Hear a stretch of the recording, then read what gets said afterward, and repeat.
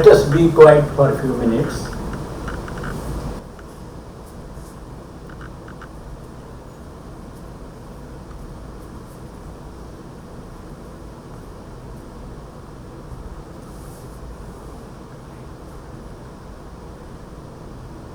Thank you. Usually we start with universal prayer. You need not stand for the universal prayer. Just do that prayer.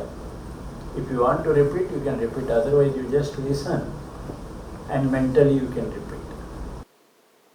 O hidden life, vibrant in every atom. O hidden light, shining in every creature. O hidden love, embracing all in oneness. May each who feels himself as one with Thee know he is also one with every other.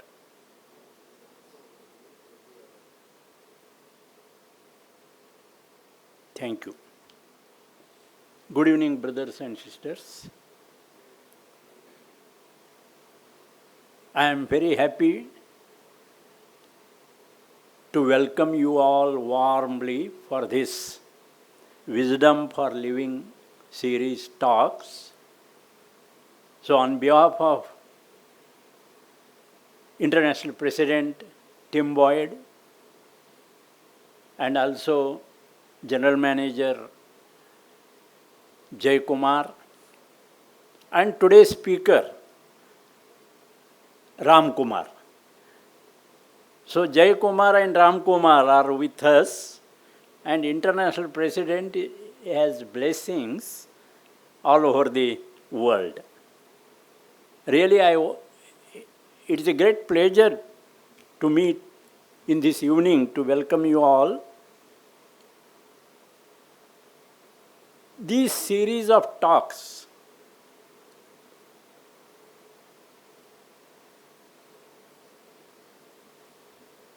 they are given by the very experienced people. We have many of them arranged here who belongs to different faculties like art, science, philosophy, even ecology, sustainability, healing, so many spectrum of faculties which are helpful for the upliftment of humanity. And all of them, they have contributed their wisdom which is helpful for us living a balanced life. The very title of this series itself attracts our attention. In the sense, it increases our curiosity to know more and more about the wisdom. What is wisdom after all? Wisdom is enlightenment. Enlightenment is the understanding.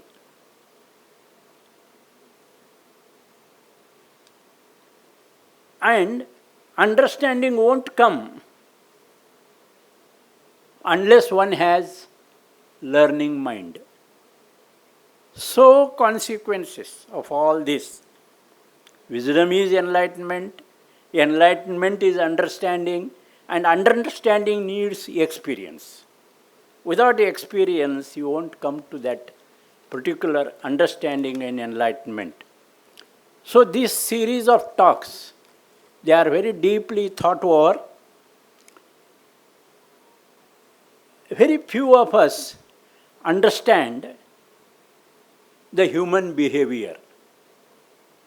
Very few of us understand human behavior. How many of us really understand criticism itself is the hidden form of admiration? And you know, all theosophical leaders undergone this experience of criticism. But it is a hidden form of admiration. And therefore, last 150 years, Theosophical Society is doing its work successfully.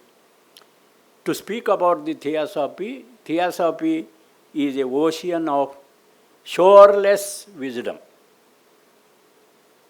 And as Isaac Newton says, we know drop and we don't know the ocean. So much few things we know, and we want to have this ability to share with all. Annie Besant once wrote about the co-founders H.P. Blavatsky and Colonel Alcott. H.P. Blavatsky brought Theosophy to the world. Theosophy is Atma Vidya, Brahma Vidya. It is brought by the H.P. Blavatsky, and Colonel Alcott gave the Theosophical Society as the organization. This is what Dr. Annie Besant explained about our two leaders of the Theosophical Society. And both these two co-founders were selected by the Masters of the Wisdom. Just to say a few words about the Theosophical Society, I am telling its origin, etc., we have spoken many times. Right from the 1875, it started in New York, but it grown in the Indian soil. We all know about the Annie Besant's work in India. We know well that she chose India as her home. We also know she founded the Banaras Hindu College in Varanasi. Later on, it converted into Banaras Hindu University with help of the Madan Mohan Malviya. So Annie Besant promoted the education for girls, and her idea was of national education. We know about her action of Home Rule movement. That was her biggest political gift. And I am happy to tell you, she started the newspaper New India. And even today in our Adyar library, these copies are available. Anybody is interested, they can see those copies. We all also know Annie Besant became the first woman president of the Indian National Congress.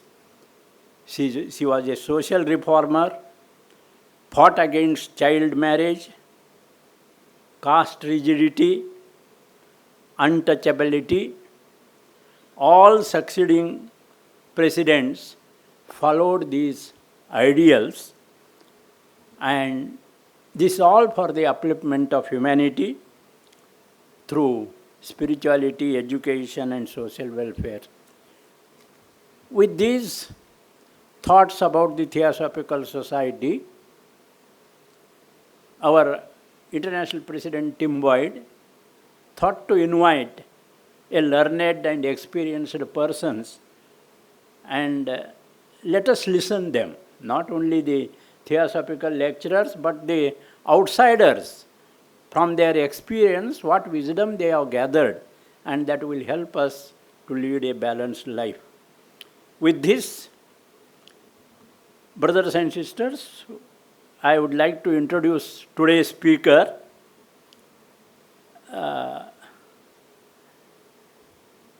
Today's speaker, we all know well, yes, Ramkumar. He is speaking on how to handle stress, especially in this competitive world. Mr. S. Kumar's journey, as I know, it is quite interesting. I know him when he entered into the Theosophical Society in 2010 in Adyar, and he immediately got the responsibility of the general managership. What I saw him as you will know, he started his job as the electrical engineer, but he lit the whole headquarter hall with ceiling, with beautiful decorations.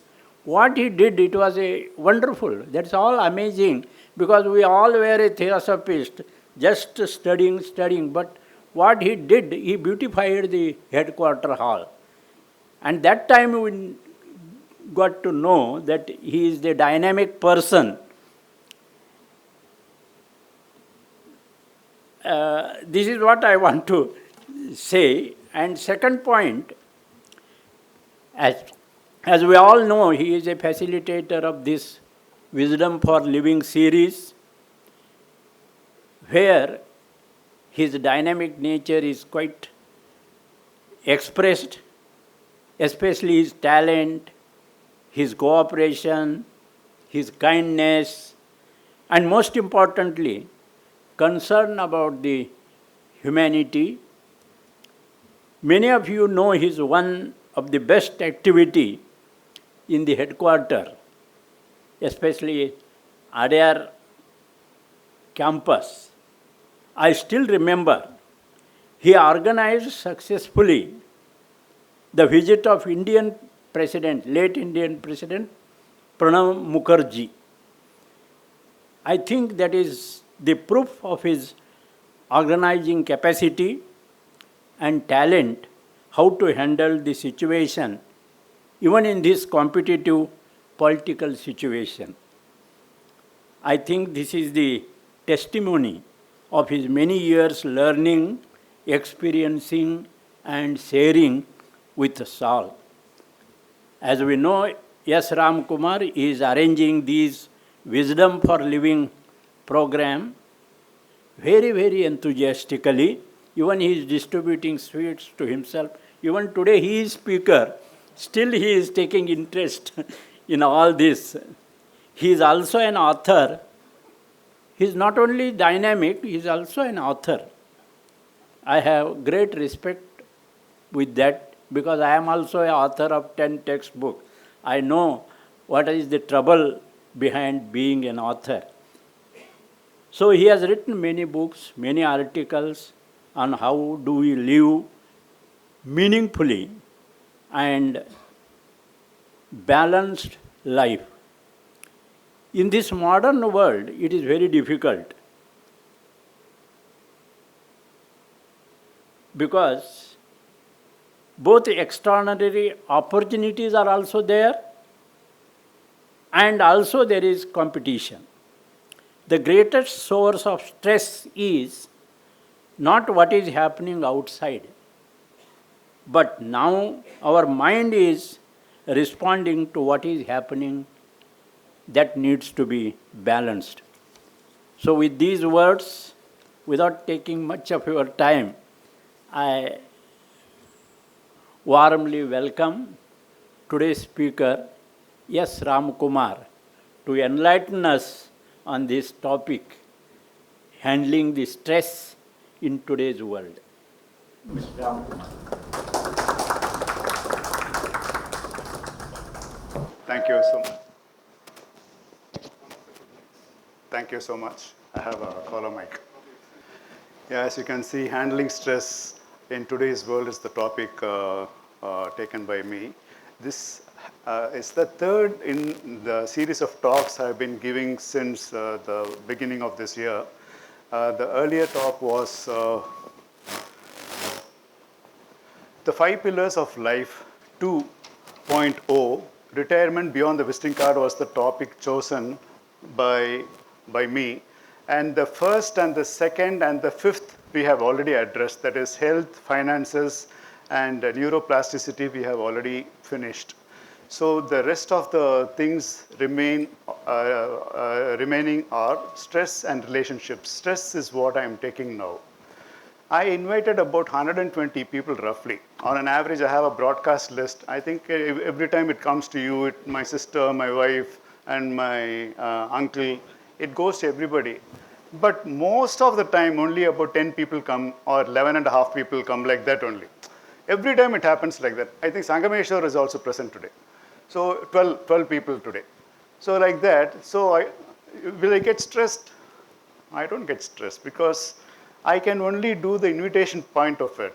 The RSVP is not there, so people can come, people can go in between, people can come in between. So it's not this thing. So that stress is out of the picture as far as I am concerned with respect to the number of attendees here in this Wisdom for Living series of monthly programs.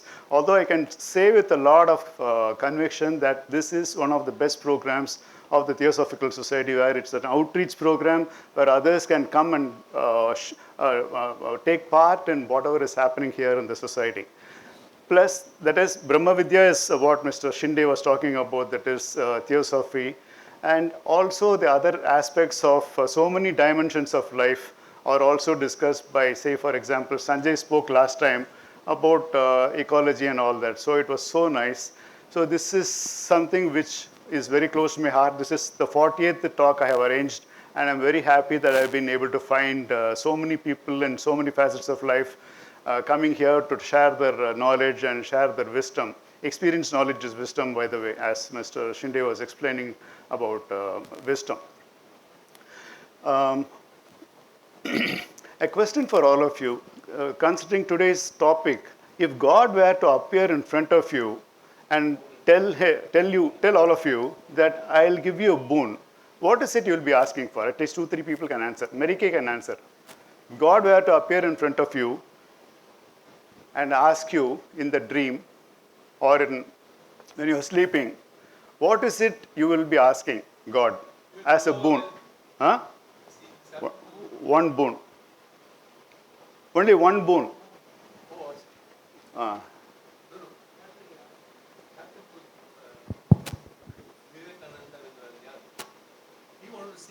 No. What is it you will ask for? Not Vivekananda. I know Vivekananda, he died long back. No. What is it you will ask today if he comes? Be prepared. He might come. I'll get totally mesmerized. No. What will you ask for? Just you wake up from the mesmerizing effect and then ask.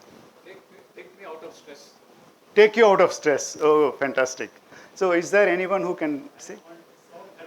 Sound health, okay. And anyone else? One more? Understanding. Yeah, that's beautiful. Because King Solomon was one of the greatest kings of all times. God appeared in his dream and said, I have seen so many people in life, but I think you are the best amongst the lot. So what is the boon you will be asking for if I were to give a boon to you? So King Solomon didn't bat an eyelid. He immediately said, the gift of understanding. Mary Kay, you're like King Solomon. Amazing. My answer here, I have also thought about all this. So freedom from fear. See, we all fear for something or the other, okay? Freedom from fear, worry, stress, and all limitations. And the result of that, peace, that is inner peace, is what I think everyone is finally wanting. Happiness, success, growth, etc. All these things come in a sequence, all in one go. But finally, inner peace is all what people finally expect. So freedom from fear, worry, stress, and all limitations, arriving at peace, inner peace, contentment, and lasting happiness. So freedom is what I think is my answer. So it depends. Anybody can say anything. So this is it.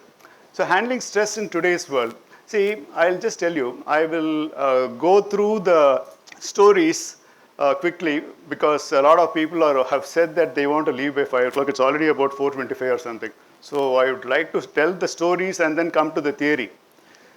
I'll tell you a small joke which happened in our chemistry lab when I was doing my engineering.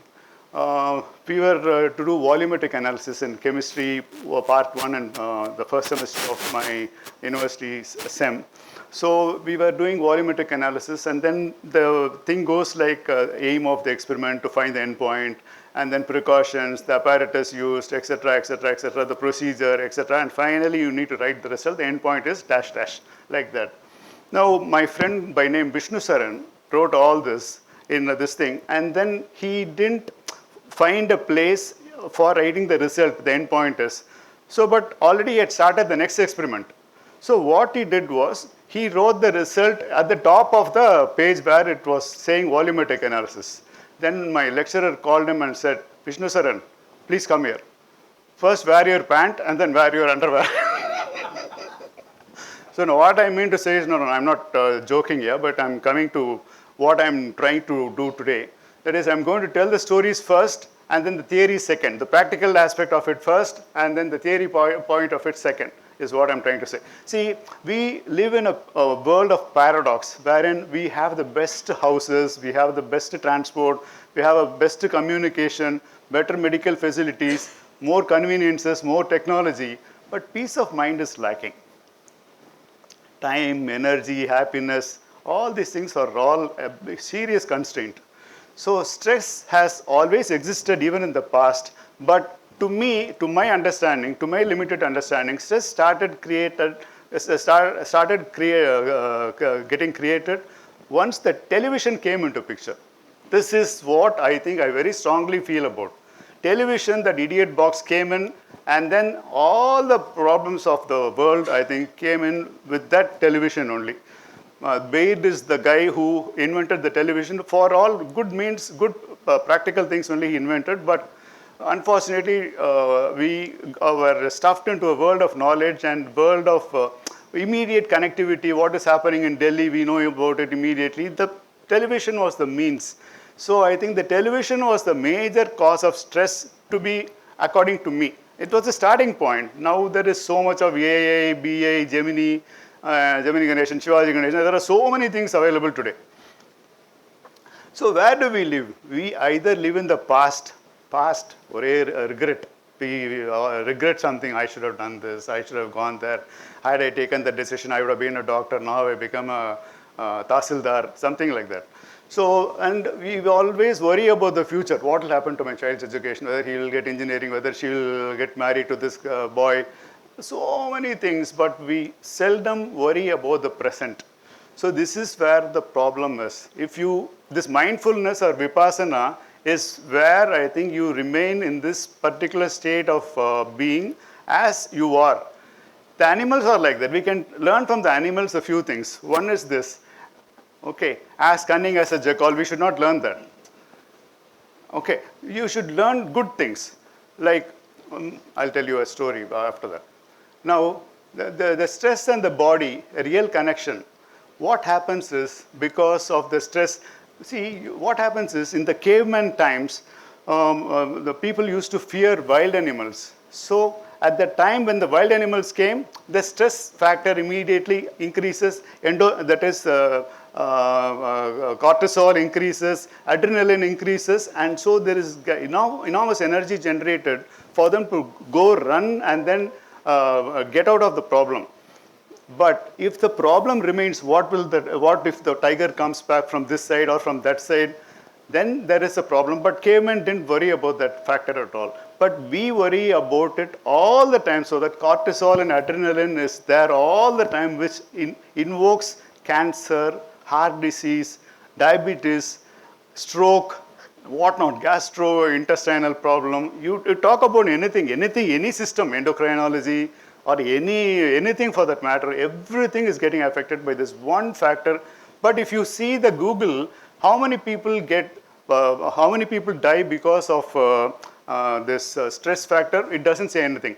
Stress is a cause. There is no indication as such in terms of percentage, there is no indication.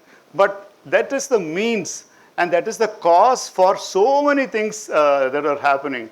And so as a result of this, you have so many issues, so that the doctors are also so very well doing very well. Lot of money is there in the hospital business. We all know about it. And all because of hospitality. Hospitality, you eat a lot. So you eat a lot, you don't work out, and then you have to go to the hospital only for treatment. So hospitality and hospital, they run in parallel, they run in sync. Today, we will explore the following. Geeta is smiling. These stories are from a real life, okay? It is not a concocted story or something like that. So, and these teach, it's not a lecture program here, because stress is something already we are all about stressed.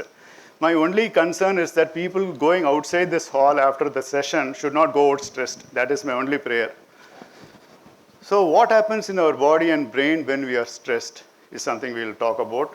A small breathing practice, it's called a box breathing. You breathe, you hold, and then you breathe out. 4, 6, 7, or 4, 7, 8. We can do it at the later time. Hi, Rajiv.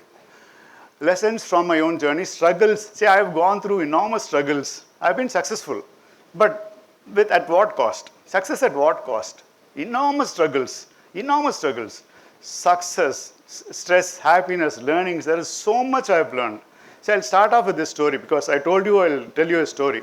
The giant wheel experience in 1972. Me and my sister is sitting in rear. Yeah, she's my sister. We went to this trade fair which took place in PSI school, Mylapur. So there was a time when the lot of things were there, and then one of the experience was this giant wheel experience. So I wanted to experience that. So I got into that, hopped into that. My sister said she is not coming. Who will go into all this and all, seeing Chennai from a height and all, who will all see? She said she is not coming. So I hopped into one of that, and then slowly and those days there were only these electrical motors. No, electrical motors were there at that point of time. But there were no backup generators. Okay, that is where I'm coming to. There were no backup generators. Now, one by one, they were filling up the slots, and my slot came, I jumped into that, and then I was the only guy. And then because there weren't so much of crowd, it was a weekday, I think. So I went up and up and up and up. So then it started working. They switched on the starter, and then it slowly started going like that. I went up and down. I was able to see Chepak. I was able to see the lighthouse. I was able to see Theosophical Society also. Shinde was sitting there somewhere. So it went like that, down and up and down and up. 2, 3 times, 4 times, 5 times and all it went. And then what happened was suddenly when it went up at the topmost place, electricity got cut. So it was total darkness. Oh my God. It was total darkness, pitch dark, nothing. There was no the cell phone lights to actually see like this and all, no candles, no hurricane lights, no Petromax light, nothing is there. And so I was there sitting at this, there was absolutely nothing in the midst of nowhere, as if I was in the sky, somewhere in above the clouds, somewhere. So nothing was there. Then worry got into me, whether if at all I'll go home and then again I'll be alive and things like that. I started worrying. Worrying is the first thing that will happen before a stress. And then after another 5 minutes, nothing has happened. I began to think about it more and more and more and more. When will electricity come? When will electricity come? When will electricity come? I started praying. Nothing happened. That was anxiety. Anxiety come after worry. And then fear came into picture. I think, hi Aditya. Fear came into picture. Fear means that is, you don't have any control over the situation. It is just going awry. So I just could not control my fear. Fear was getting so much into me. And then I was actually, what I did was, I closed my eyes because even outside it is dark. When you close my eyes also it is dark. So I closed my eyes. And then I started doing this breathing practice.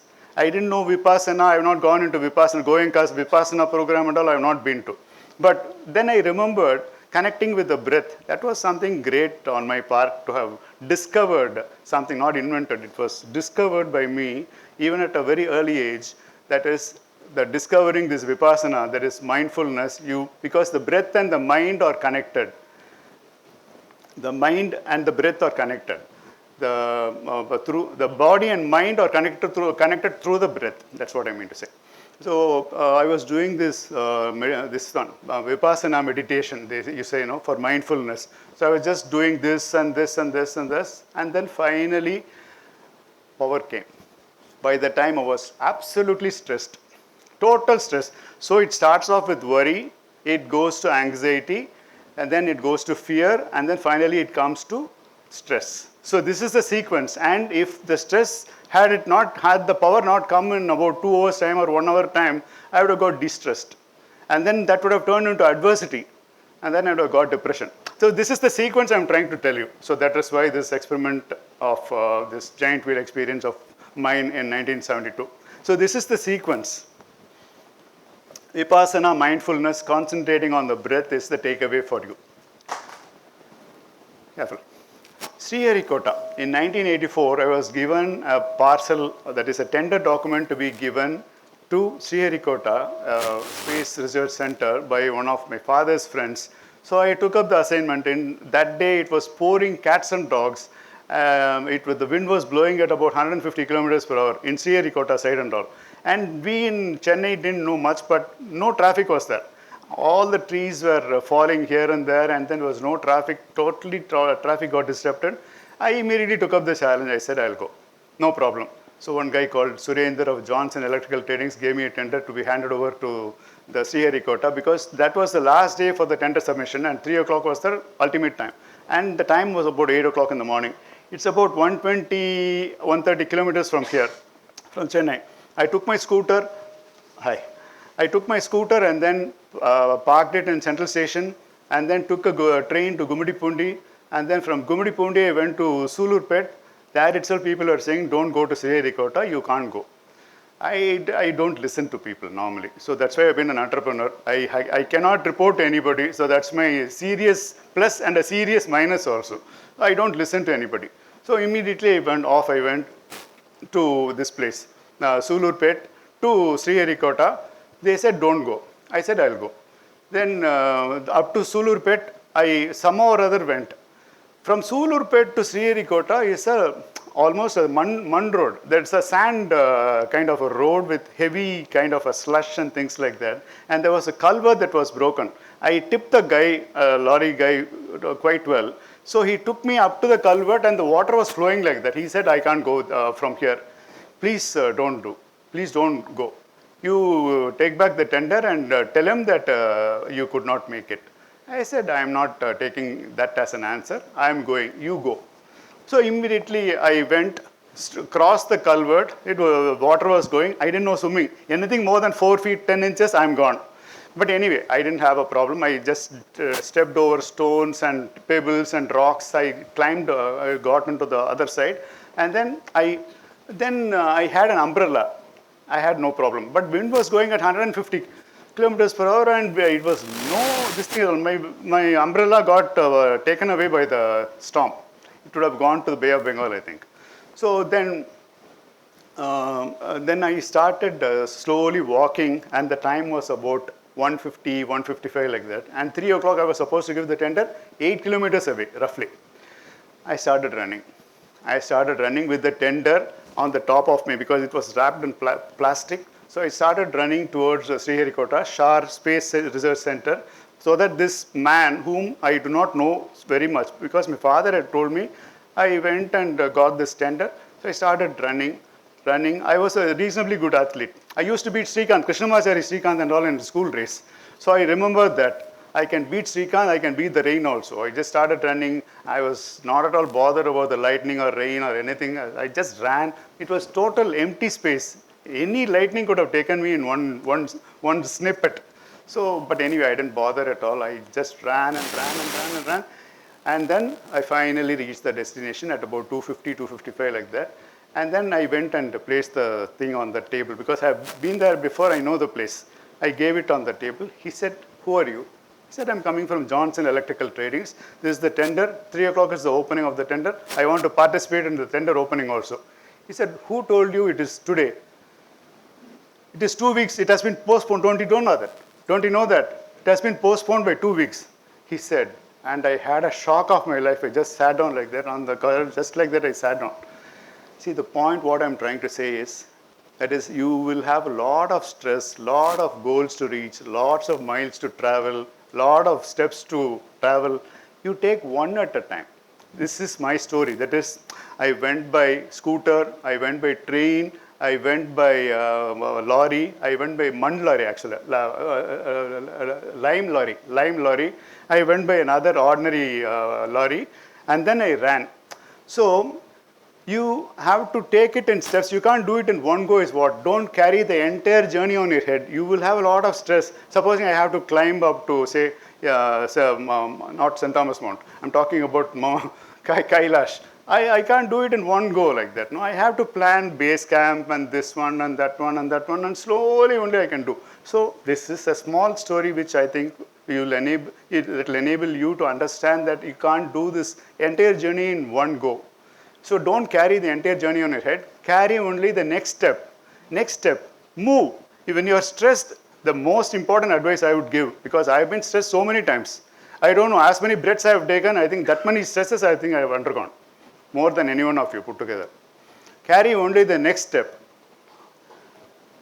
And then in 1984, I was jobless because I was working in a multinational company in Bombay. I was in charge of the shop floor, and about 35, 40 people were reporting to me on the maintenance area.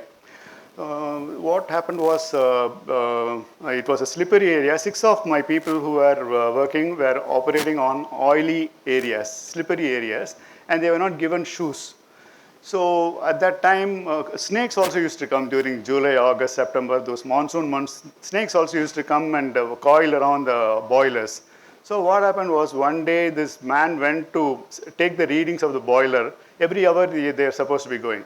So 1 hour, the night at about say 12 o'clock, 1 o'clock, he went to take the readings. It was pouring, and since this man didn't come for long, another person from the same department went to see, and then he saw that there was a cobra standing there around the thing, coiled up, and then it was just not moving with his hood raised, because this man came in, the hood got raised. So, and the man was standing there on the top of the ladder. He didn't want to come down because lest this one attacks. So he didn't come. So then immediately what happened was, he chased the cobra away, and then he came to my room. I was given a bachelor's quarters there. He came there, and then took me there to the place where the incident had taken place. The snake was gone, and this fellow was also there. They explained and narrated the whole incident to me. I said, not at all a problem. What do you want? They said, I want shoes. Then I got the shoes for them, much against the wishes of the management, and I was sacked immediately. The works manager ensured that I wrote a resignation letter in front of him. Without leaving the room, I had to write my resignation letter, and off I took a train back to Chennai. That is my multinational company experience. It lasted for about 2 years, or some 2 years plus. That's about it. Then I made a vow not to work with anybody, work under anybody. That's how this kind of a situation came. I will say yes to everything, but I will just go by my values and principles and all that. The reason why I was sacked was, if they had to get shoes for the 6 people, they have to get for the 600 people also. So they tried to cringe on the money, not paying the money to the, and later on, it's irony that the Maharashtra government said that wearing shoes in the shop floor is mandatory 1 year later. Had it been 1 year later, I would not have become an entrepreneur. I would have been working there as a maintenance engineer only. So luckily, God has come to my rescue. That 6 months, then I came back to Chennai. I was jobless. I was searching for a job, and I was getting a fancy amount there, 1,550 rupees. There and bachelor's quarters was given, subsidized food. What else can you think of in 1982, roughly, 81, 82? It was a good, very fancy amount, and here I was getting, I would have got about 700 rupees, 650 rupees, plus I need to go from here to Tirunendravoor or Gumudipundi or anywhere, Sriharikkota also. So that way, so I was very comfortable with that job, and 6 months I was jobless. I was very silent. Silence will give all the answers, and it gives enormous power inside, is what I'm trying to say by means of this. And 6 months later, then there was a breakthrough. I got a job. I got a small, I was wanting to work on my own only, to stand on my own legs. My first check was a mega check for 250 rupees. That was my start. And then slowly built up. Then I did the first computer installation of any bank in India, Indian Bank, Mylapore. And then I was doing the instrumentation test for a fiberglass lifeboat, enclosed lifeboat. That was the first time in India. That one I did. Bata showrooms, all banks, insurance companies, multinational companies, and a lot of showrooms. Until 2010, I did this job. But that silence of that 6 months carried me this far. Silence gives a lot of answers. When you're stressed, just keep quiet and just keep breathing like 1, 2, 3. You don't open your eyes at all. Just count 1, 2, nothing else. Don't move at all. Just be still and know that I'm your God, said Jesus. So just don't move like that. Be still and then start counting 1, 2, 3, 4, 5, 1001, 1002, like that. That will immediately alleviate your stress. It will give you a lot of solutions to most of your problems. Sometimes it is the space in which direction becomes clear. The space here between the 2 ears gives you the direction. So that in the midst of choices, clarity comes from within is what I found because of silence. Silence gives a lot of answers is what I learned in the year 1984. And I'll just tell you a small definition of what is stress, worry, tension, fear, distress, adversity, and depression. Stress is the body-mind's response when life does not meet our expectations. We expect something and it doesn't happen, so we are stressed. So I expected a lot of people to come. I expected Aditya's daughter to come. She's 1 year old. She didn't come. I'm stressed actually. Worry is stress projected into an imagined future. Tension is yesterday's stress stored silently in the body. ஒரே டென்ஷனாக இருக்குது அப்படின்னு சொன்னாக்கா there is so much of this thing, yesterday's stress stored in the body. Fear is the survival instinct of the caveman and all. For them to actually fight or flight is the mode actually. They want to fight or they will take a flight. நம்ம ரெண்டும் பண்ண மாட்டோம். We will put it in our head and then just அப்படியே நம்ம we will just keep what should I say? It will be there in our head all the time. Distress is stress that overwhelms our inner capacity to cope. That is stress on a very high level is distress. Adversity is prolonged challenge that tests not comfort but character and meaning. Who you become finally. Adversity quotient is far better than emotional quotient. Emotional quotient is far better than IQ, that is intelligence quotient. Adversity quotient, if people have adversity quotient, they will shine very well with a little bit of EQ and with a little bit of IQ. The person with AQ and SQ, spiritual quotient, they will do extremely well in life, is what I think my humble conclusion is. And depression is the collapse of inner energy when hope, connection, and meaning feel totally lost. That is depression. So these are the modern stress amplifiers as in 2026 as we stand right now. Today's stress is intensified by overthinking, information overload. My God, we have this wonderful, beautiful gadget of 4x3 or something here in our pocket. No, my God, that is terrible. That is causing so much of information, so much of reels and no reels, completely reels only. Nothing is real. Constant notification, ting, that's all. The managing director of a company who is working there, he has to take some very, very critical decisions. He is a managing director. He's only laughing at what is, he was a managing director of a huge company.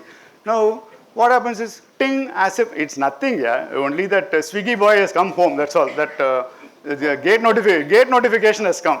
Nothing, ting, the MD of the phone looks at it. So what happens is, between this distraction and again getting back to work, it takes 22 minutes for you to come back to normalcy and start thinking clearly. Now, every time there is I think I heard a sound, no? Let me see the, I think there was this phone or that phone. You will just start looking here and there. Constant notifications. Comparison, that is the killer actually. See, this television came, then this internet came, and then mobile phones came, this pager came, etc., etc. Now AI came, Gemini came, Shivaji Ganesan, everybody came. Now, there are a lot of comparison also. I am getting, see, if left to myself, I'll be very happy with a Maruti 800, okay? Now that my friend, my neighbor, my cousin, and my other person has got a Creta, I'll buy a Creta. And the other person has got a Merc, that is C-Class. Now I'll buy GLS. I'll buy a Hummer. I'll buy Comparison, comparison, comparison, comparison everywhere. I buy a handbag worth about 1 lakh rupees. Now, okay, you bought this one, I'll buy a Gucci for 2.5 lakh rupees. Endless comparison, that gives a lot of issues. Comparison is absolutely the major problem for stress, nothing else. Attachment, comparison, and lack of awareness are the major issues. Boredom mixed with restlessness. See, when you are bored, now you might be an MD, but you are bored. So you don't have work. All the subordinates are doing all the work. Now you have to take only a decision sitting there doing nothing. And when the problem comes here from all the 7 departments, then you have to take a decision like that. And again, he's bored. He will just switch back his mobile and then start doing what is happening in the world, how he can help the world, and how to make the universe evolve, and all those questions he will answer. And taking oneself too seriously, as if you are the center of the universe. People take themselves as the center of the universe. And there is absolutely no lack of rest and play. The play should be there. There should be play, there should be jokes. You should watch Vadivelu jokes.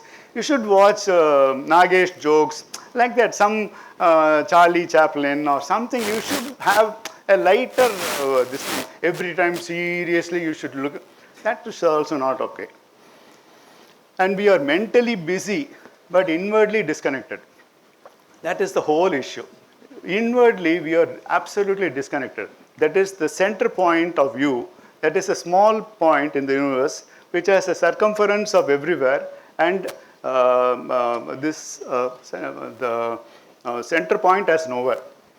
So this inward disconnect is absolutely missing. We should be connected to the point inside, which is absolutely our energy point, actually, energy source, that spiritual source, the source of all sources, the Jivatma. I'm talking about Jivatma. The central thread of what I'm talking about, modern life gives more comfort, but absolutely more comparison. Comparison creates expectations. Expectations create attachments. Attachment creates fear of losing. Fear creates stress. So see the cycle. Comparison, expectation, attachment, fear of losing. Fear of losing. Supposing I get something. Supposing I lose my job. Supposing I lose my car. Supposing I lose my property. Supposing I lose this. Supposing I lose that. This fear factor, every time, that is the major factor. Not that I am not affected or something. I am number one here as far as I can lecture very well. But sometimes I also get into all this. So I'm not one that is who will come and stand here and talk in front of you saying that I am beyond stress, I am beyond fear, I am beyond comparison and fear. I am also another speck of dust here, but talking about this today. But reasonably, in the last about say 10-15 years, I have come to know about all this, that's all. Given some 15 years back and all, I was in number one position here as far as handling stress is concerned. I was in a very pathetic state. That is to be, this is what, I have made a small, first comfort, I want this, I want growth. Success. Then you comfort. Then you go for a comparison. The neighbor has got this, my uncle has got this, my uncle's son has got that, comparison. And then further expectation. Then you get attached to whatever you have got. Then comes fear of losing. Then ultimately it results in stress. This is the flow chart. This is the flow chart of stress. But there is another chain which is the opposite of this, an antidote for stress. That is awareness. Awareness comes between perception and response, or perception and reaction. Awareness is what I think I am aware totally, but awareness has to be at some big level. Awareness has to be really good for you to do very well in life. Awareness gives rise to choices. How do you do well in life? By taking brilliant choices. And then finally, as I was talking to you about, it is the freedom. Freedom is very important. What is most important thing? Freedom from fear, freedom from attachment, freedom from all the shackles of the life parameters. Another thing, at the age of 52, that was in 2010, I quit business and joined service in the Theosophical Society in Ramakrishna Math, almost at the same time. So what happened was in 2010, I was not liking my work at all. I was liking the money that was coming in, but I was not liking my job. So that was the time I decided that I'll quit, and I was telling my friend about it. I was sitting in Adayar bus stand, I was talking to him. It was raining that day. We were coming back from our alumni club, and I was telling my friend, Sridhar is his name. Then I was telling him that I don't like my job at all. I want to quit. He said, you lose your identity. What identity?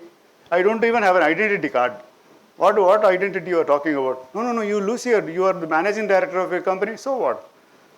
I don't find anything that is bad or something like that. So let me quit.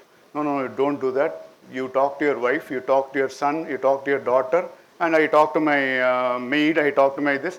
I said nothing doing. I have decided to quit. I am quitting.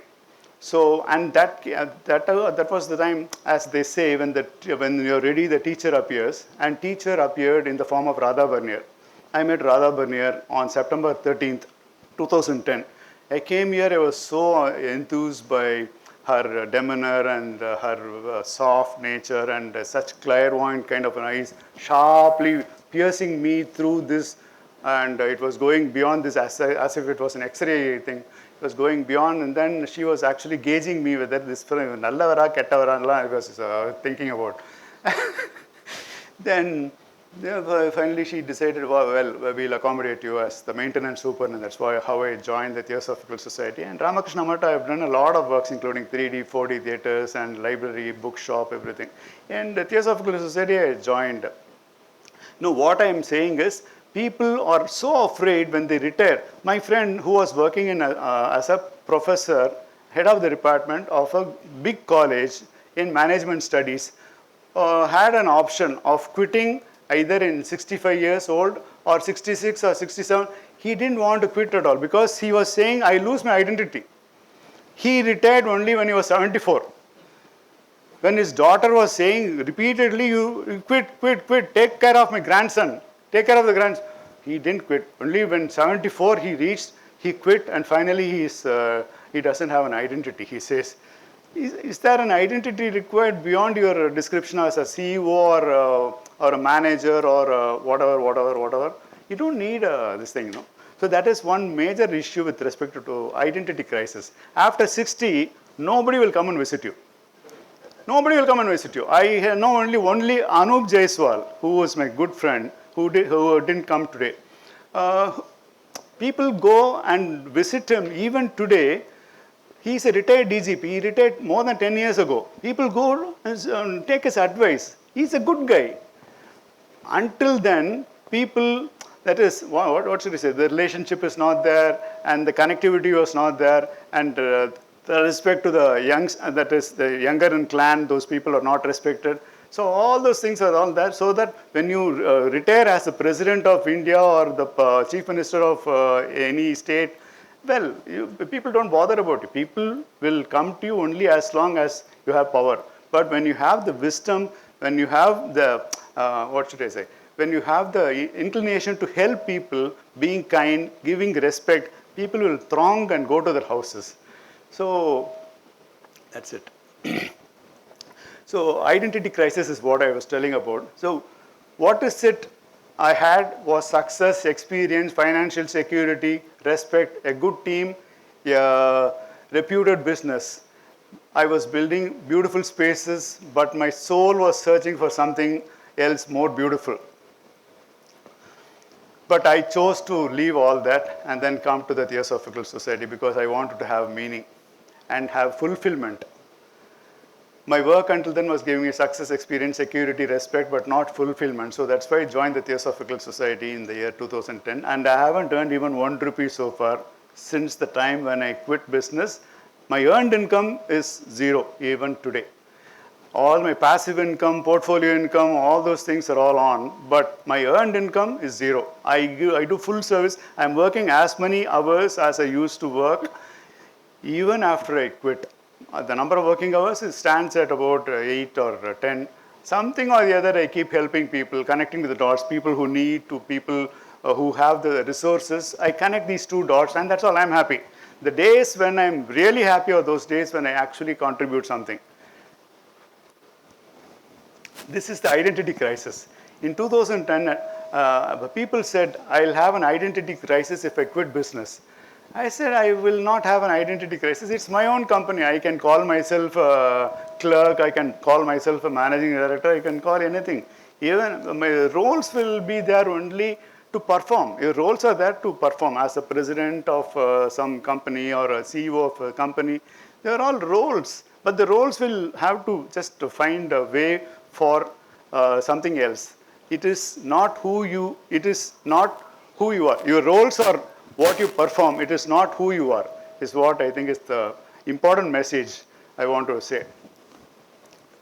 This is the identity crisis people have when they go towards retirement. So this is a retirement talk for people who are getting closer to retirement. This is what, even for people who are so this thing about their structures, no, like vice president or senior manager or senior vice president or CEO or something.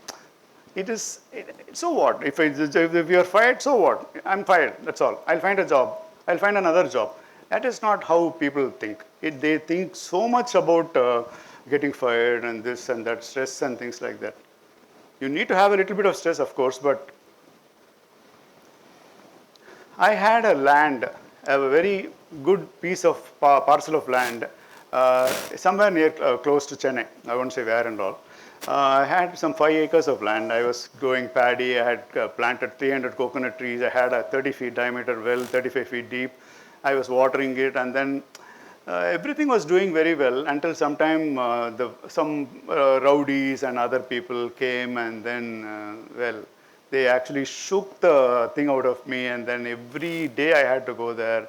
Every day I had to have some quarrels with them, and then they will immediately have a thatched hut there, as if they belong, they own the place.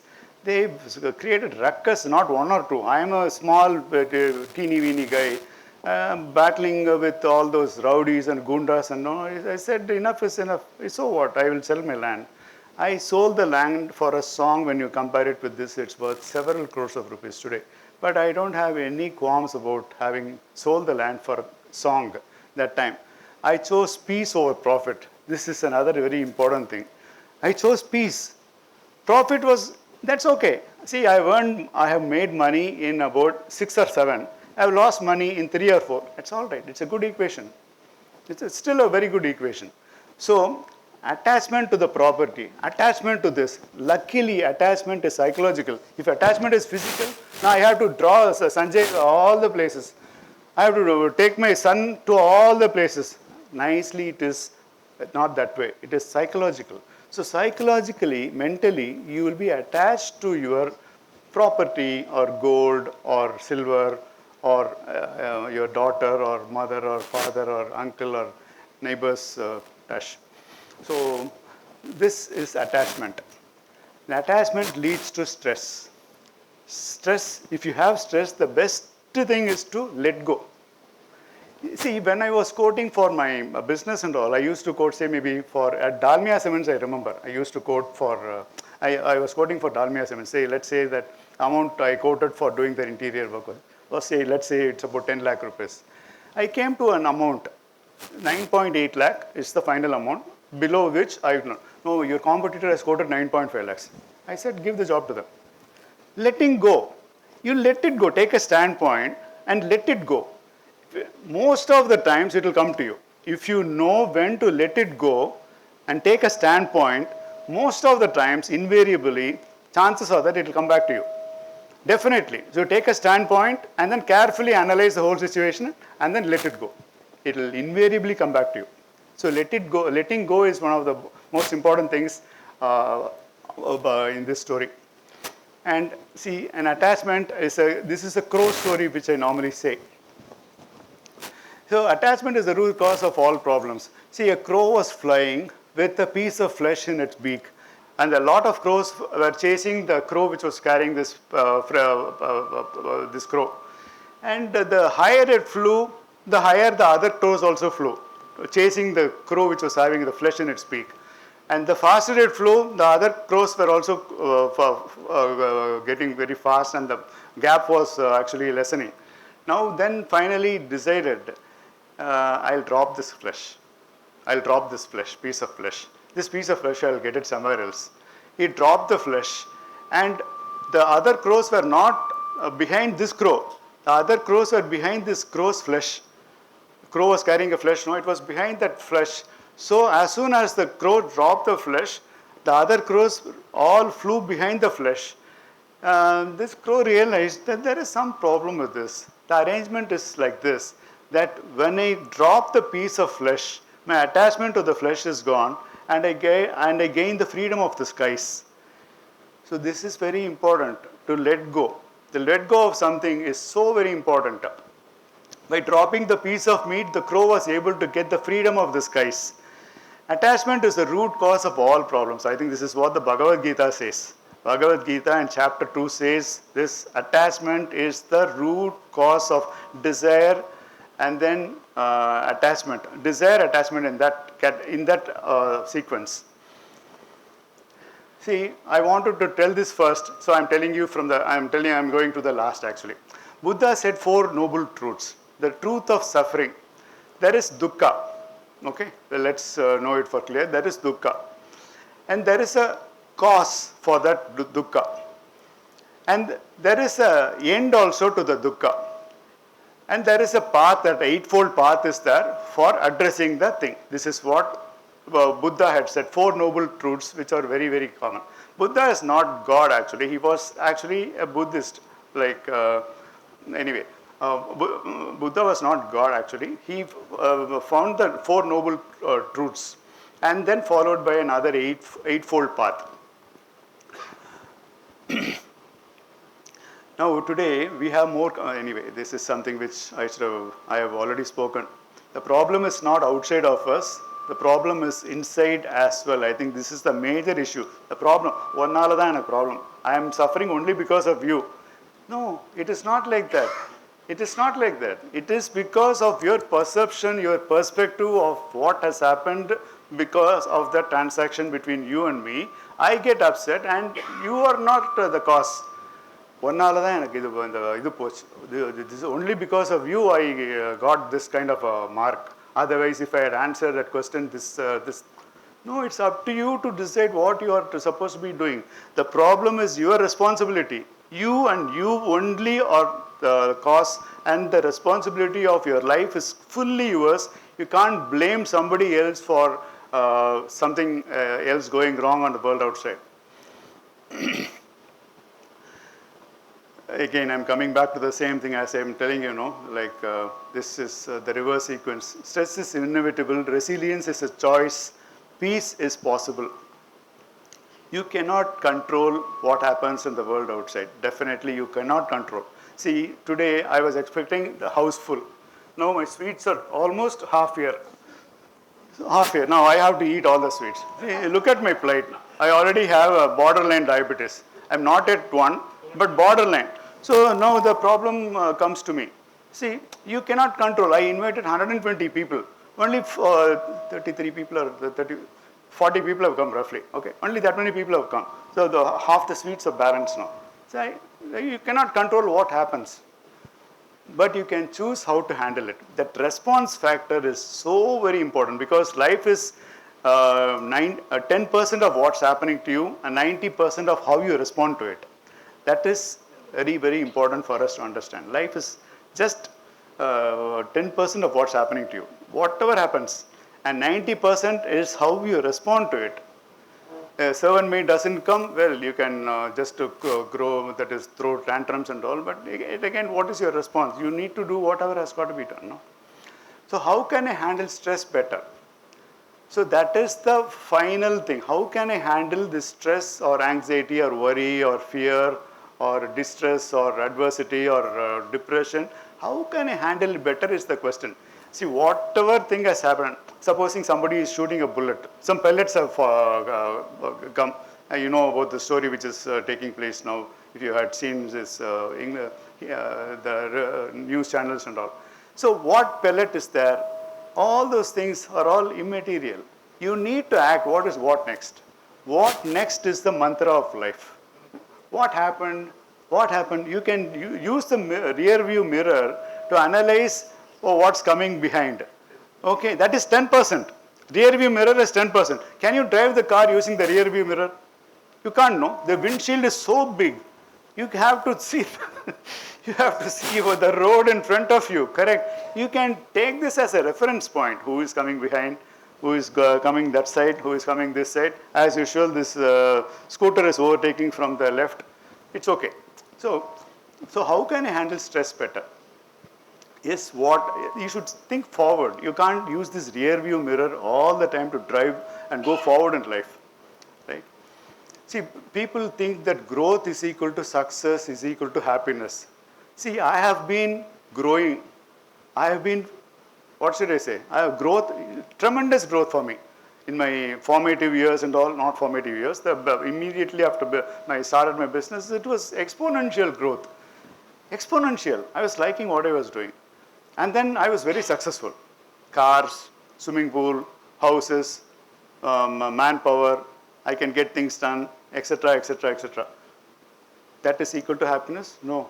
How much of strain I've gone through and how much I've suffered, how much of time I didn't spend with my children, those are all the things also that has to be taken into the balance sheet, right? You can't say that I have been successful, I work 24/7. No, it doesn't work that way. You need to balance all your roles properly in all facets of life. So just growth for the sake of growth is the ideology of a cancer cell. Cancer cell also grows in that way only. Growth, growth, growth. Cancer cell wants typically that. I want growth. So your ideology is similar to that of a cancer cell, correct? So growth, success, happiness, all those things have a mixed connotation. Enough is a form of wisdom is what I mean to say from this slide. Enough. This aspiring for more than enough is the root cause of all the problems. More than I have enough, I am contented. Well, you draw a line there, so be it. Enough. Enough. More than enough, I have more than enough, that's it. Enough, more than enough, all those things are fine. Aspiring for more, aspiring for more, aspiring for one more, one more, one more. Finally, if you're not stressed, it's okay. You can go and happily do the race and compete with so many people. But if you're stressed out, I think you should stop it and then look in the rear view mirror to see where things have gone wrong, how should I slow down so that how to decelerate, and then how to make it in a form of equanimity kind of a position. See, the 4 truths of stress I have written, the 4 noble truths of Buddha I have written, and this is something which I have written. The truth of stress, life involves stress. Stress comes with you all the while. Stress is there with you. Stress is a natural response to life's demands and uncertainties. It shows up as tension in the body, worry in the mind, and restlessness in the heart. When stress is ignored or resisted, it leads to suffering. So this is the truth of stress. There is a cause behind it. Most of the times it is attachment. Most of the times it is comparison. Most of the time it is lack of awareness. These are all are living in the past. These are all the problems. And resisting, if you accept things as they are, you will continue to get whatever you want to get. And your life will be at joyful this thing. But if you start resisting, whatever you resist will continue to be there and will not allow you to enjoy life. The truth that suffering can end. Suffering can end when you accept things, when you are aware, and when your breath, because the mind and the body are connected through the breath awareness, and you have the right perspective, you have a balance in life. You should have a balance because you should know you would have seen in many of the movies or even in person this oscilloscope going this and this like that. No, our this thing pulse like that, the sine wave form like that. It goes and goes. There should be a balance. A skew here and there, I think, indicates that the heart is not doing well.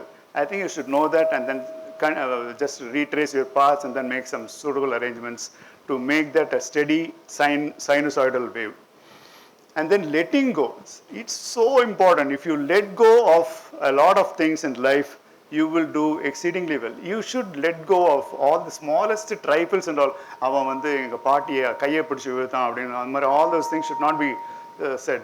He pulled my grandmother's sari some 73 years back, so I am going to have a revenge on him. All those things should not be a determining factor. And then compassion. If you start, that is, having kindness and compassion towards people, well, you made it in life, because finally life is all about love and compassion and kindness and oneness, as the Theosophical Society says, oneness of all living beings, not just human beings, of all living beings.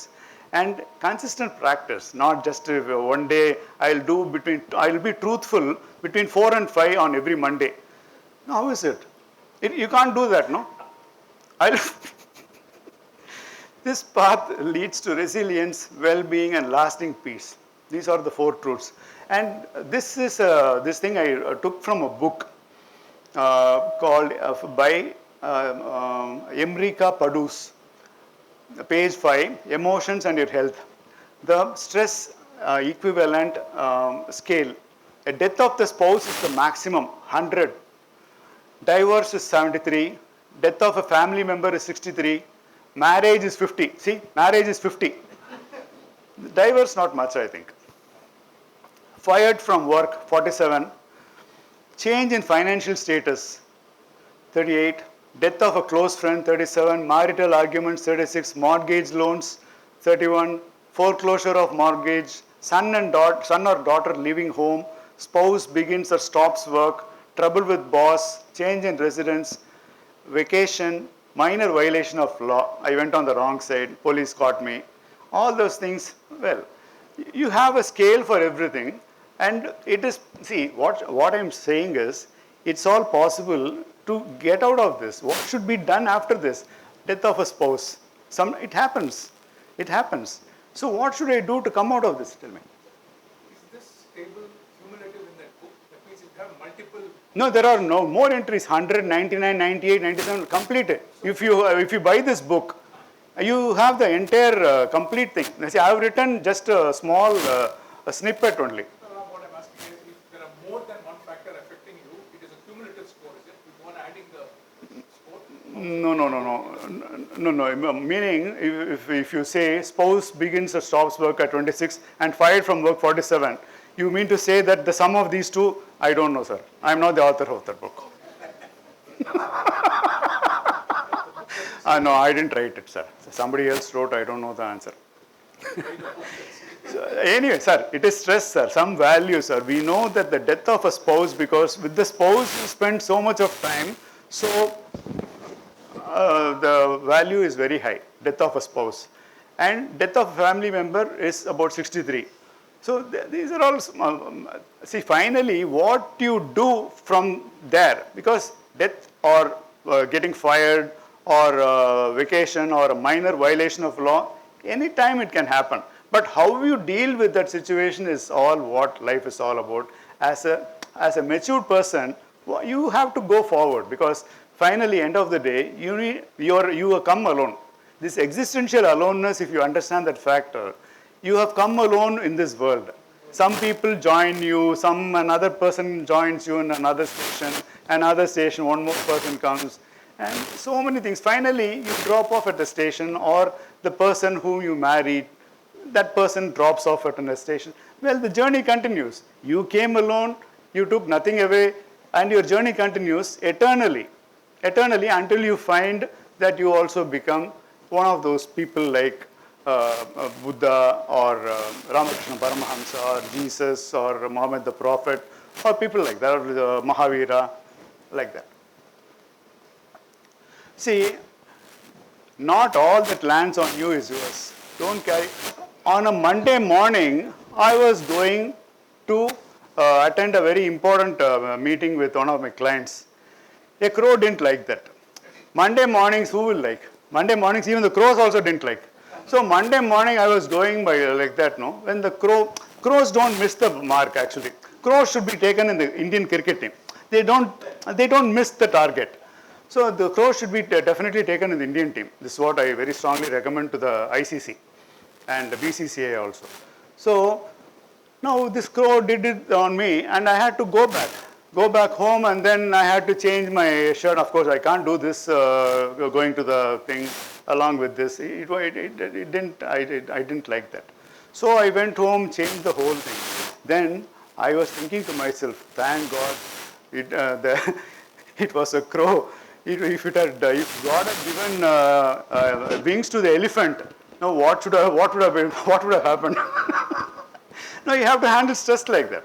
You have to handle stress like that. What would have happened if the elephants were to fly? Imagine the elephants dropping such a huge amount of 5 kg thing and all on your head. You are gone, no? It's only a crow, it's okay. A small thing, it's okay. Prehistoric humans with flying dinosaurs. Yeah, correct. So this is something which this is stress factor 5 or 6 only. In the stress scale here, this minor violation of law 11, no? So that will be about 6 or 6.5 like that. Thank God, God did not give wings to the elephant. And this is a very important thing. Be present, be aware, be free. Lessons from the forest. See, a leopard spots a gazelle, and the gazelle starts running, and the tiger runs behind the gazelle, and it runs and runs, and this is running for its life, and that is running for its food. That's a huge difference between the two. It ran fast and went through bushes and this and that, and then finally, at the end of the whole thing, this leopard cannot maintain the same speed for a long time. Even cheetahs cannot maintain the speed for more than 1.5 minutes. It runs at about 90 kilometers per hour, but it can't sustain it for more than 1.5 minutes, roughly.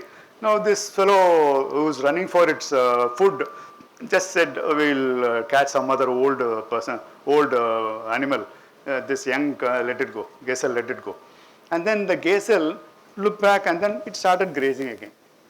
Now we won't do that. We will think left side tiger varda, right side tiger varda, and we'll be thinking about it for another 3, 4, 5 weeks also, about tigers coming and lions appearing, all that stuff. No? So, and present minute, they are tuned to actually enjoy the grass and flee from the enemy. That's all life is. There are only 2 things. Namakku we have been given, fostered with a super mind, and we think and think and think. Why did the leopard chase me? Why did it not chase that donkey? Why did it like that? No, we ask a lot of questions. So here it is the present minute. The present minute awareness has to be there. That is so very important. This is the takeaway from this slide. See, it is taking the grass. It's a video actually, but anyway, I'm not playing. This is the gazelle is just grazing on the grass happily, not thinking about the past where the thing chased. And on another Tuesday morning, I was going to the office, and it's like this.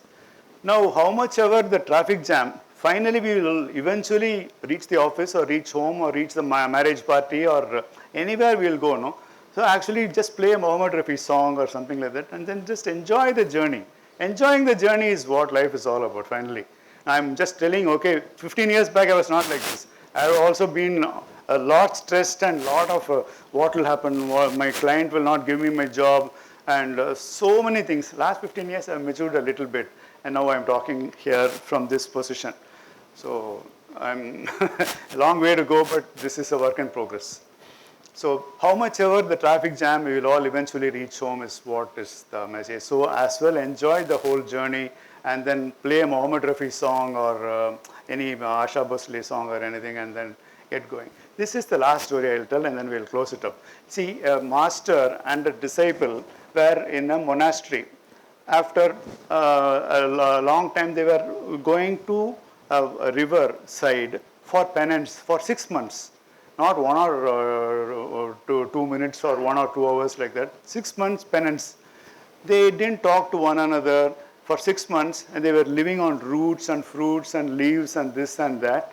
They braved the whole thing, and 6 months got passed. They were not talking to one another, and then now it was time up. Now, yeah, today, now from now on, this minute onwards, we can talk. And they were coming back, and then this guy, this apprentice guy, who is the young guy, who was very happy that he is going to finally get some good food in the monastery. So they were coming back to their monastery, and then it was night time. Then they found a hut, and it was about to rain. Now they went into the hut, and it was about to sleep, and immediately a strong gush of wind, they took the thatched roof away. Now this youngster, this apprentice, was absolutely disgusted. After a long time, we were about to get shelter from a hut, because all this while we have been staying in a forest and with nothing above our head. At least I thought we can just make use of this hut and sleep inside. Now this one is gone, and rain is also pouring. Now this man, the main guy, the sage, he was doing like this: "Oh God, your ways are your ways. So for 6 months we have not been able to sleep properly. You gave us a beautiful place, and then we didn't take bath also properly. Now you are showering your blessings through by rain. So your ways are your ways." Now this apprentice thought this guy was mad, totally mad. He thought, why is this guy saying your ways are your ways? What is his way finally? Finally his ways are to actually ruin our life only. His ways. God's ways are to ruin our life only, he was thinking. Now this man's, then they got inside, and then again another gust of wind, and the whole thing got collapsed. The hut got totally collapsed. And then again the master comes out and says, "Your ways are your ways, oh God, your ways are your ways." Now this apprentice got totally flustered. What the hell is happening to this idiot?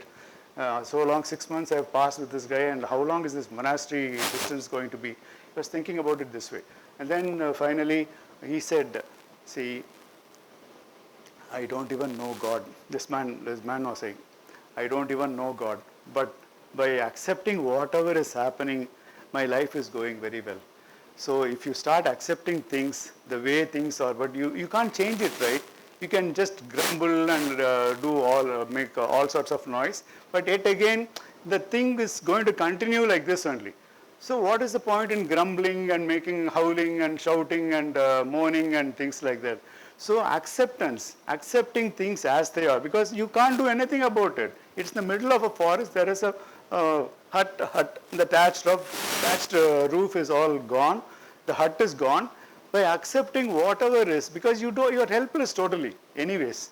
So if you accept, everything will be all right. Is what is the takeaway message from this. An accepting mind will always be at peace. Accept things as they are, because it is just this second, so much of water has flown across the river. You won't touch the same river water twice, is the saying. The complaining mind will never find peace. An accepting mind will always be at peace. This is a circle of influence and circle of concern. Circle of concern is something which is very close to us.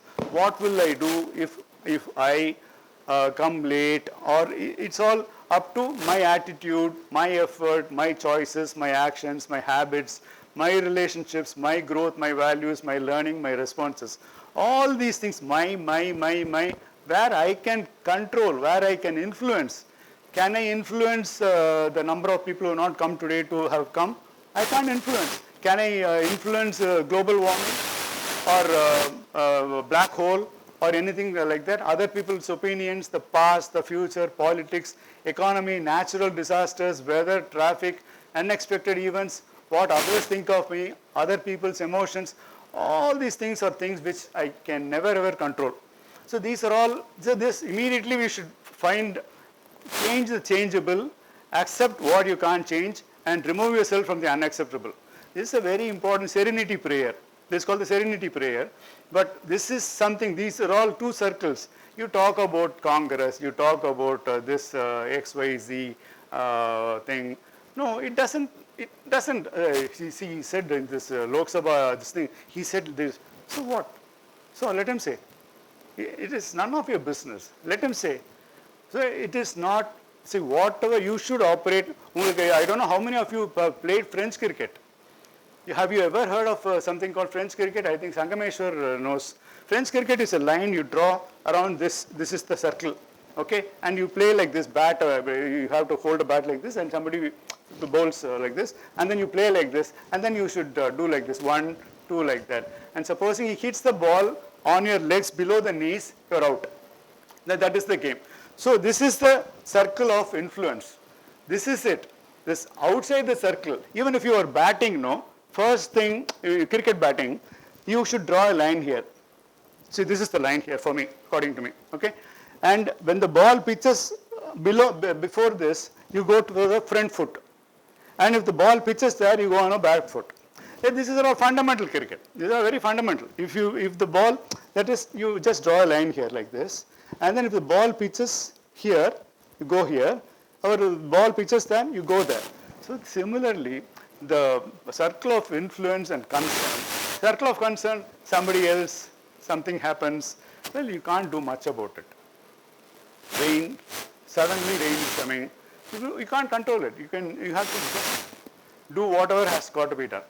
So this is a very important point I need to say. If you understand the circle of influence and circle of concern and work on the circle of influence, you'll do very well. The people around you will do very well. Your leadership qualities will increase, and you will be a blessing to the universe. I thank you all for giving me an opportunity and having the patience to listen to me. Thank you very much. If you have any questions, you can ask. Thank you. If you have any questions? Mary Kay, I know you're thinking hard.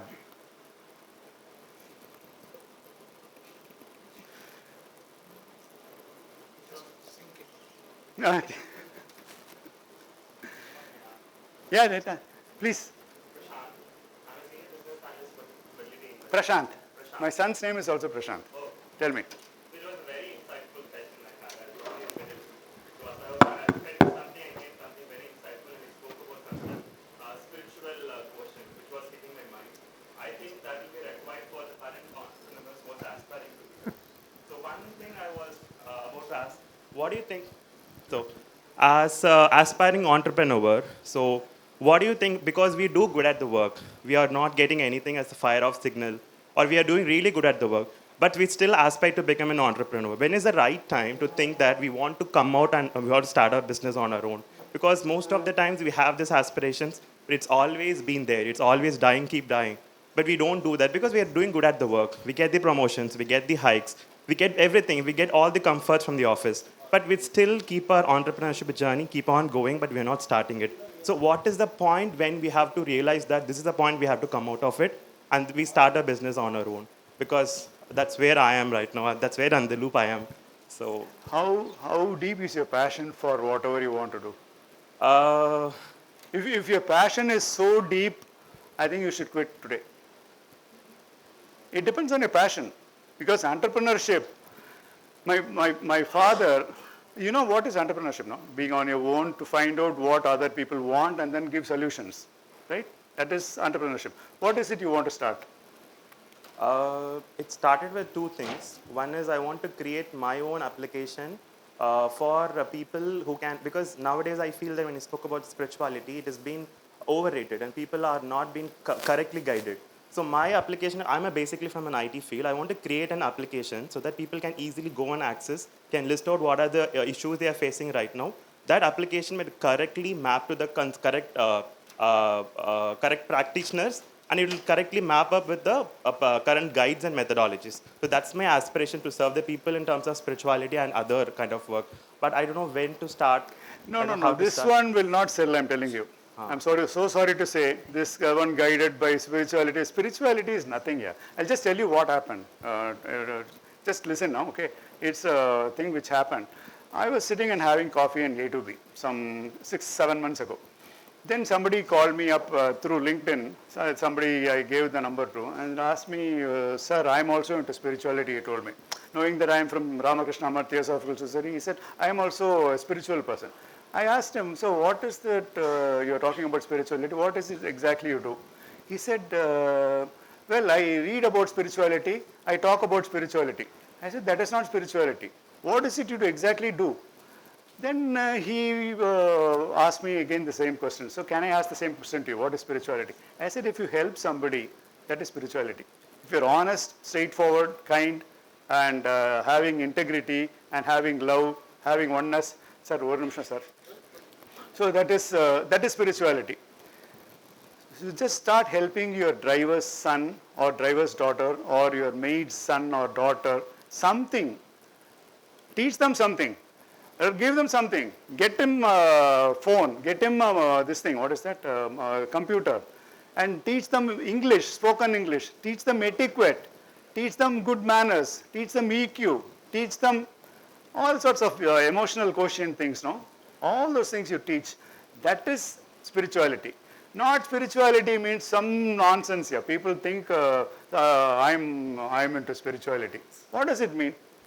It means nothing. Please don't do this. This will not do well. You think of something else that will do well. I've been deep into this so that I'm telling you as a good friend, please don't do this. Think of something else. Spirituality guided by this and all. You do it as a part-time thing. After 1 hour and all in the night, 9 o'clock to 10 o'clock, you won't know what to do. Do all those things. But don't do this as this thing, as an entrepreneur. This is not a good line. I'm telling you. It won't work. It won't get you money. It won't get you mileage. So you have any, your opinion on manifestations and other stuff in regards Manifestations, of course, there are a lot of things people talking about today, these days. People, every second person. The guy who was supposed to be giving a talk here was talking about this manifestation only. Manifestation, oh my God. It is terrible, yeah. Every second person I'm seeing talks about manifestation only. And see, I'll tell you one thing. Only one thing. You journal everything. Whatever you want to do in life and whatever you have done yesterday, today, and forecast for tomorrow, whatever you want to do, first start journaling it. Then you will come to an idea, and then whatever you want to absolutely conceive in your mind's this thing, then you start thinking about it. Before you go to bed, think about it 100 times and then go to sleep. You will manifest it. Simple. There are so many other things, but I don't want to say all that. Think about what you want to actually manifest and then think about it only repeatedly, because repetition is so very important in manifestation. You repeat this, keep on repeating it into your mind's eye, and then go to sleep, and you might be manifesting it. You might be manifesting it in a course of time. Thank you, sir. There are so many other things. Come, sir. Enough. I know I've been. I must. Yeah. Sir. Let us give a big hand for the thanks. Actually, he asked us to be aware, and to be aware of our stress first, and to reduce that stress, observe your habits. That is what keynote he has given to us with all his experiences. And a wonderful talk. It is a really meditative talk. All points were meditative, and how he related to his own life. That is important to listen. Now, on behalf of our serial talks, I would like to give some gift, and I request Sanjay to hand over that gift to Jay Kumar. Tomorrow's link. Thank you. Thank you. Thank you. Thank you. Thank you. Now the meeting is over.